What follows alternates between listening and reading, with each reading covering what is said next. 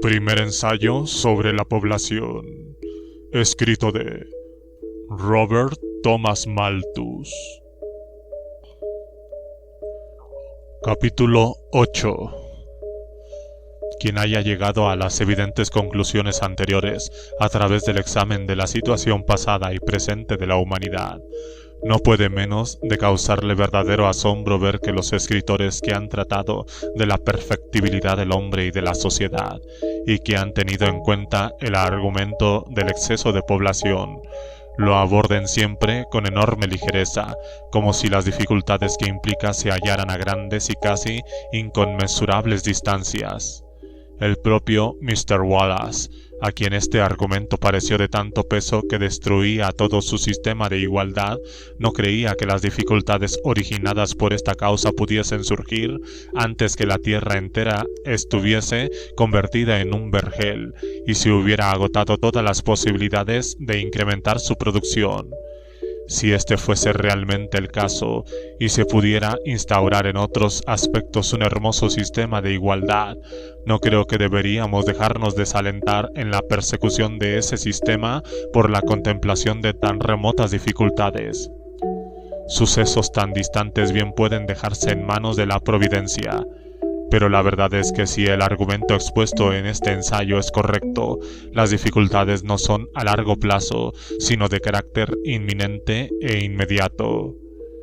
En cualquier periodo durante todo el proceso de desarrollo del cultivo, desde el momento actual hasta que toda la tierra estuviese convertida en un vergel, la angustia causada por la falta de alimento estaría presionando de manera constante sobre toda la humanidad, si existiese un régimen de igualdad.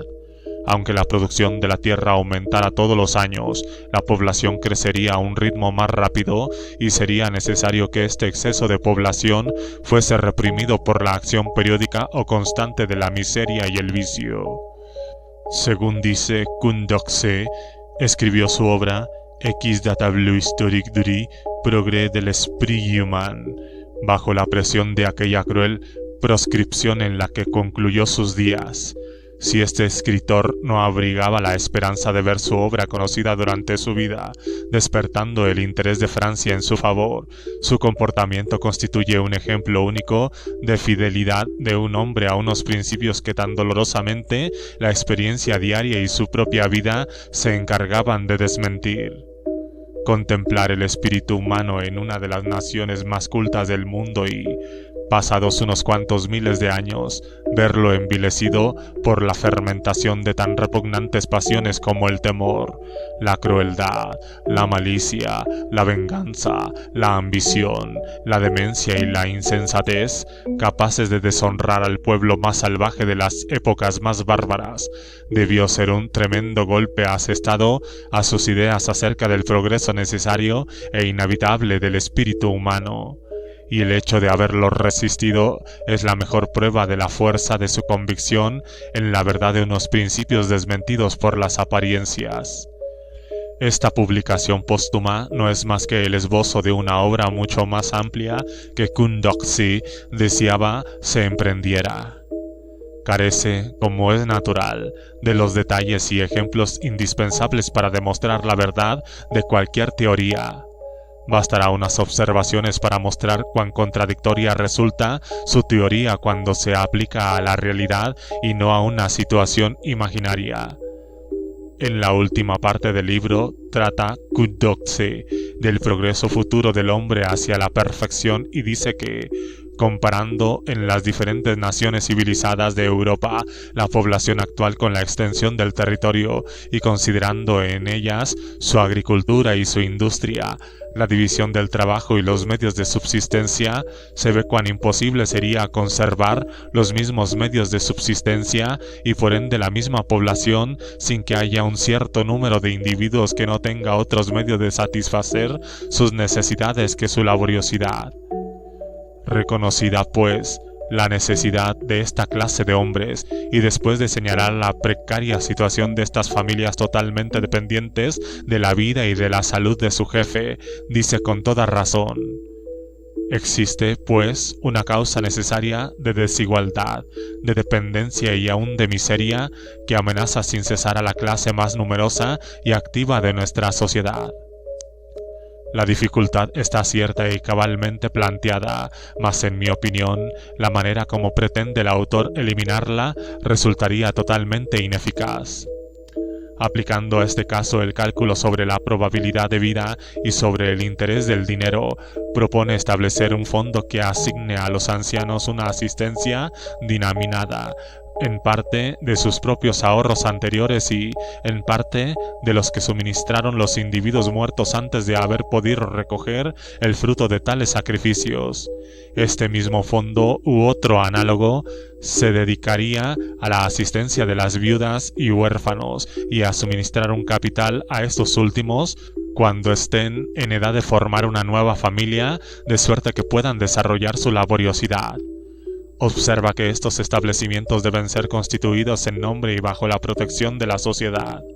Yendo aún más lejos, dice que mediante una justa aplicación de los cálculos se puede hallar medios de conservar un estado de igualdad aún más absoluto, evitando que el crédito sea el privilegio exclusivo de las grandes fortunas, sin por ello debilitar su base, y haciendo que el progreso de la industria y la actividad comercial sean menos dependientes de los grandes capitalistas.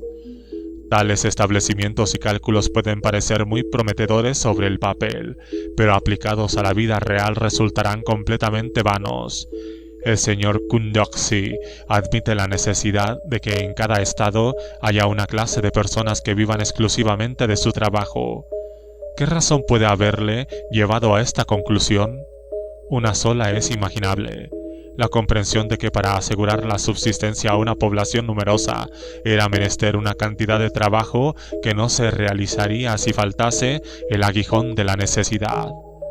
Mas si con este tipo de institución se elimina este acicate al trabajo, si los perezosos y negligentes gozan del mismo crédito y de la misma seguridad en cuanto al sostén de sus mujeres y familias que los laboriosos y activos, ¿podemos contar con que los hombres desplieguen para la mejora de su situación esa actividad febril que hoy constituye el resorte principal de la prosperidad pública?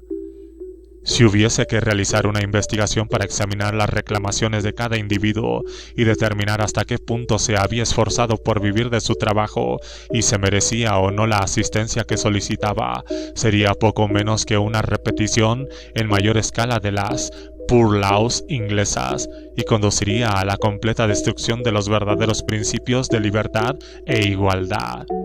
Pero además de esta gran objeción a estas instituciones, y suponiendo por un momento que no contribuyesen a frenar la laboriosidad productiva, aún quedaría por resolver la principal dificultad.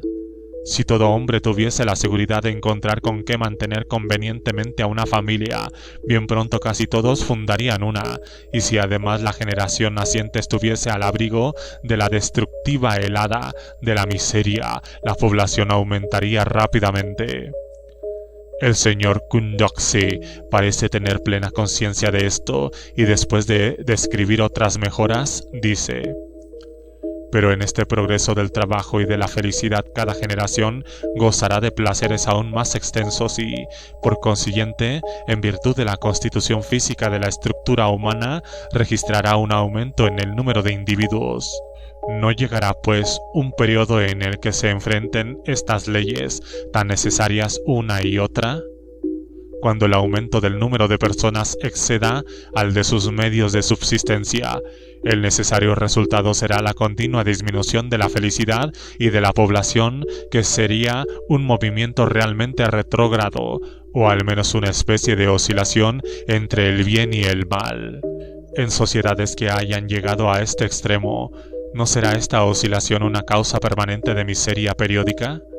¿No marcará el límite a partir del cual toda mejora resultará imposible? ¿No indicará el término de la perfectibilidad de la raza humana, término que puede alcanzar en el curso del tiempo, pero jamás rebasar? Y luego añade: nadie duda que este tiempo está aún muy distante de nosotros, pero ¿lo alcanzaremos un día? Tan imposible es pronunciarse a favor como en contra de la futura realización de un acontecimiento que solo se reproducirá en una era en que la raza humana habrá logrado mejoras que en el presente apenas podemos concebir. El señor Kundalini escribe justamente lo que puede ocurrir cuando el número de personas llegue a acceder a los medios de subsistencia. La oscilación que menciona se producirá seguramente y será, sin duda, un manantial permanente de miseria periódica. En lo único que difiero del señor Kundalini es en la consideración de la época en la que podrá aplicarse a la raza humana. El señor Kundalini piensa que tan solo podrá ser aplicable en una época sumamente lejana. Si la relación entre el natural aumento de la población y el aumento de los alimentos se aproxima a la que he establecido, se puede decir, por el contrario, que la época en que el número de personas sobrepasa a sus medios de subsistencia ha llegado ya hace tiempo y que esta necesaria oscilación, esta permanente causa de miseria periódica, ha existido desde los tiempos primeros a que se remonta la historia. Existe al presente y continuará existiendo siempre, a no ser que se produjese algún cambio decisivo en la constitución física de nuestra naturaleza.